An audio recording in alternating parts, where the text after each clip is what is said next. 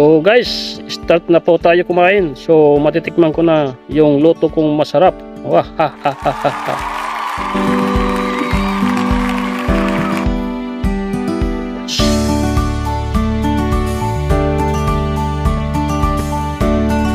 So maayos naman po ang lasa guys. Okay naman. Medyo mapait kaunti pero masarap siya. Bagay sa sardinas. Nagdidepende sa inyo guys kung anong gusto nyong ihalo sa luto pag ganitong mayroong sabaw. So linagyan ko ito ng adobong manok na nabili ko sa labas. So masarap siya guys. Maraming makakain ko na kanin. What's up guys? Welcome back to my YouTube channel, Boy Puso Vlog. Pagbabalik for today. So guys, na ganito pong ng damo na tinatawag na Maligoso Paitan. So ito po guys, ginugulay po ito. So masarap po daw ito guys pag naluto na. So ang bagay nito luto guys, kahit anong klaseng luto na bastang may sabaw. So may tatry ko to mamayang gabi guys na magluluto po ako na ganito po. So ito po guys na binigay po ito sa akin ng ng maintenance naka duty si Arcilia Eduardo. Binigay nito sa akin guys. So mayroon po ito guys na na nakukuha na ng health benefits. Ang nagagamot nito guys high blood, arthritis, saka infection sa dugo. So marami na po guys na try na magluto na ganitong damo. So marami ito guys na kung saan ito guys na nakukuha na sa lugar. Kasi maraming ganito na madamo. Hindi po ito na guys na ng lason. So nakakain po na ganitong damo guys. Pag nakakita kayo na ganito na damo sa inyong lupa, so alam nyo na guys na pwede nyo kunin na ganito po. Ayan, ganitong itsura na damo. So tinatawag ito ng Maligoso Paitan. So ibigay ito sa akin guys, isang plastic. Ayan. A few moments later. Hello guys, evening. So mag-start na tayo guys. Maglilinis ng ito po ang tinatawag na Maligoso damo. So luluto tayo guys ng ng Maligoso damo. So ito po ngayon guys ang ko ngayon na ulam ko ngayon. So lulutuin ko ito guys. So mag-i-start na tayo guys ng maglilinis nito. Ayan. So kaya ito po ang ulam ko ngayon guys ngayong gabi. Start na po tayo guys na maglilinis nito. So let's go. So tanggalin natin dito guys sa plastic. So kukunin ko ito mga niya, yung mga dahon. So ang ilalagay ko dito guys ng sardinas. So mayroon ko dito guys ng sardinas ito. Ito ang ihalo ko ito. Saka mayroon ko dito guys ng sibuyas. Kaya yan po ang ihalo ko. So bago muna tayo dito guys sa pagluluto, linisin muna natin ito guys. Ayan. Ito ang kukunin ko mga ano niya, yung mga talbos, saka yung dahon. Ito po guys, ano to, ito po ang ano, ng native, mga native na maligoso. Kaya po maliit ang ano niya, yung mga dahon. Kaya medyo matagalan tayo dito guys, ano, pag kukuha ng dahon. Kaya po guys, ang ginagawa ko ganito kasi para po na malinis kung mayroon siyang mga insekto, so obvious po makita.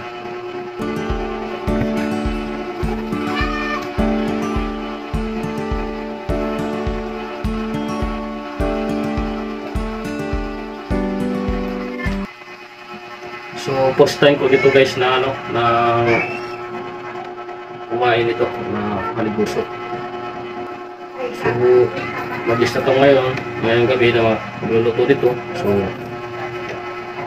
ngayon ko natikman talaga guys kung anong lasa nito guys ng maligoso, itong dahon niya. Ito po guys, may itong ano, mga bulaklak na maliit. Ito po ang nakikita niyo talagang anong klaseng ano ng maligoso na tinatawag. Ang tawag ito sa ano, sa Tagalog, maligoso guys. Kahit siguro sa English ganun din. May nakapangalan po dyan sa YouTube, maligoso paitan.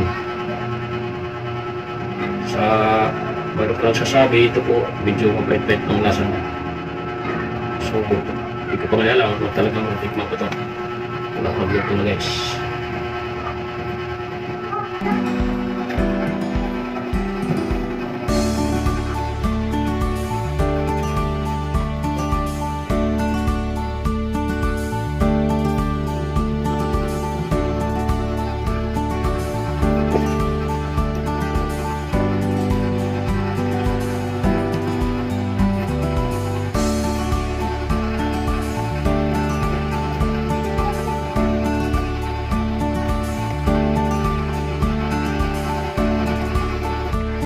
So, ayan na po guys. Natanggal natin ng mga dahon. Ito na po. Ayan.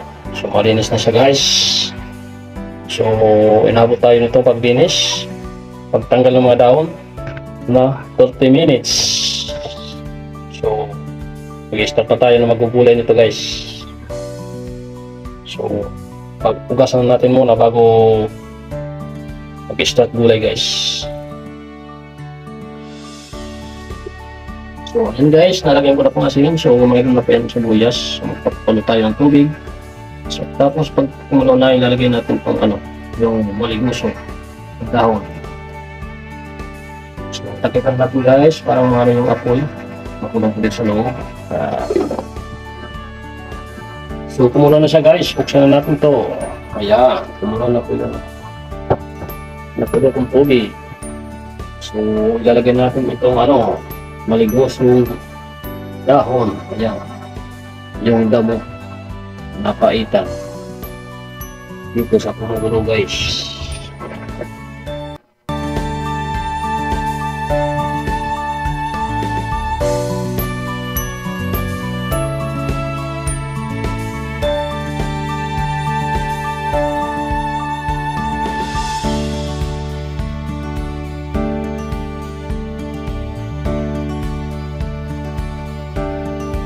So, meron dito guys, sardinas. Yeah, ligo. So, ilagay natin dito.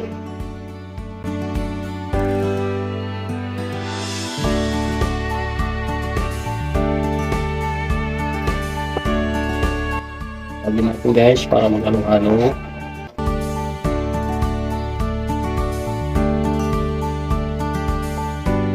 So, itayin natin na pinulo siya. Tapos guys, pagkulo na to, so, tikman natin kung anong lasa niya guys. So, tagutan natin guys.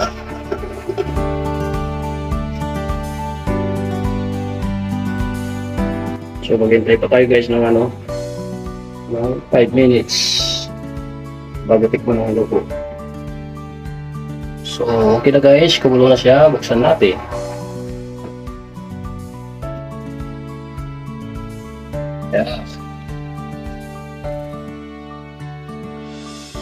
tikman natin guys kung anong lasa nito.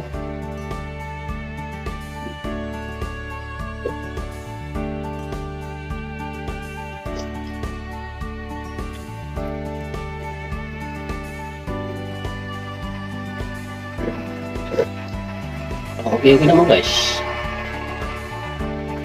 Mayroon ko dito guys, adobong manok. So, lalagay pa natin ito guys.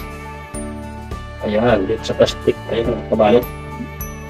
Ayan. Dalawang piraso ko guys. Kaya lang ito. Ayan. So, ipagay natin guys. Sa dinas na may manok na adobo.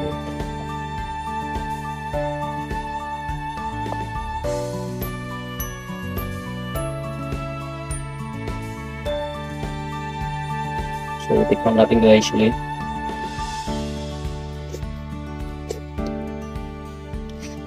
Ayan.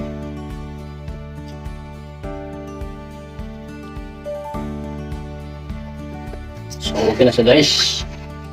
Ang lasa niya pait-pait. Kaya tinatawag itong maligosong paitan. Kaya, so, kakain na tayo guys. Luto na siya. So, tanggalin natin ito guys, saksakan. Ayan. So guys, maraming salamat po sa pagsuportan nyo sa aking ginawa kong video. Sana po guys, supportan nyo po nila po. So guys, meron po dyan nakalagay sa sa baba. I-subscribe na lang. I-pindot naman yung notification bell para po yung updated sa mga sa mga video. So, bye bye.